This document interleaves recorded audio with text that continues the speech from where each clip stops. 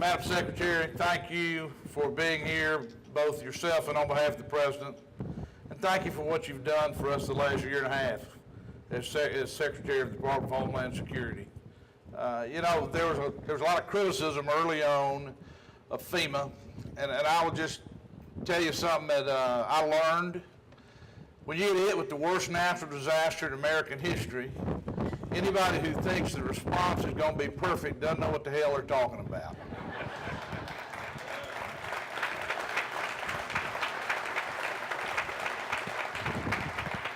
We got knocked down flat and we had utter obliteration. I flew over the coast the next morning in a helicopter, and it looked like the hand of God had wiped away the coast. Some places for blocks and some places for miles.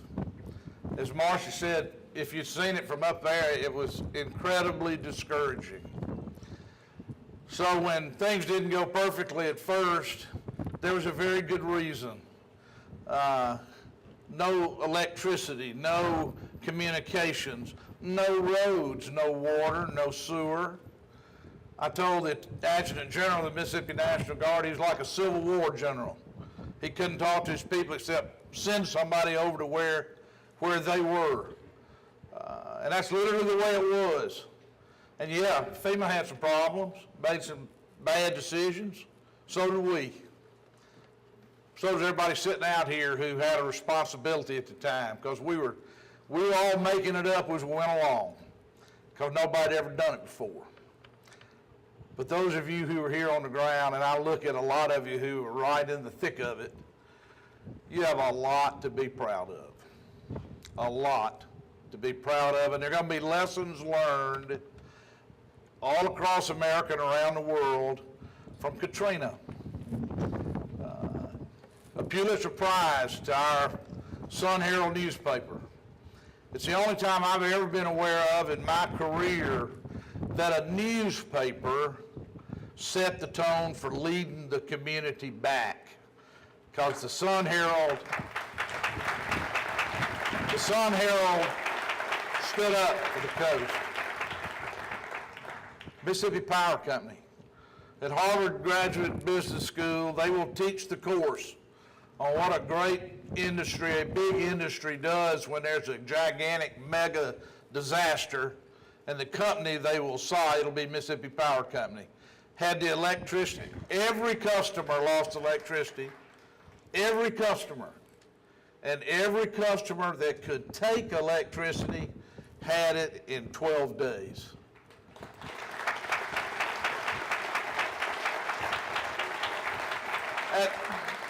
It seems like so long ago, but as I sat over there, and Janet, so our Secretary Napolitano, we were governors together. We're comrades in arms. She was talking about that day, and it reminded me, I can remember a conversation that occurred almost literally exactly 5 years ago this hour. Marcia had asked me the night before, could she go down to Hattiesburg where we had put together 800 National Guard, about 180 Highway Patrol, that when the storm went through, then they would go to the coast. And she ought to know, could she go down there Monday morning and thank them? Not having a lick of sense, I said, sure. Well, of course, while she was there, 115-mile-an-hour winds in Hattiesburg, and the trees up there did just like the trees down here. They jumped out in the middle of the road and lay down. And Highway 49 was just like this, just like every other road south of Jackson, and a lot of them north of Jackson. You know, a lot of people don't understand Katrina wasn't just a coastal calamity. We had hurricane force winds 240 miles inland. A third of the fatalities weren't on the coast from Katrina. But anyway, in a weak, stupid moment, I said, well, sure, honey, you can go. So she went down there, and about this time, she called me and said, we can't get back.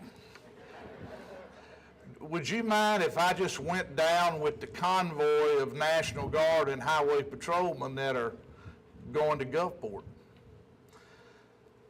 Well, I thought about it. There wasn't any way for her to get back, and that's the only convoy leaving town. So I said, all right. It took them 6.5 hours to get from Gulfport, or actually from Camp Shelby to the coast. 6.5 hours. An MDOT crew was clearing one lane of the highway as it went along. Marcia has gotten to a certain age that along the way she needed to find a little girl's room. So she and one of the highway patrolmen, there was a house, and went over to the house, and sure enough, there was a lady there, no electricity, there was a lady there. She told Marcia she had no idea who Marcia was, but noticed that she had a man with her with a gun. So she said, sure.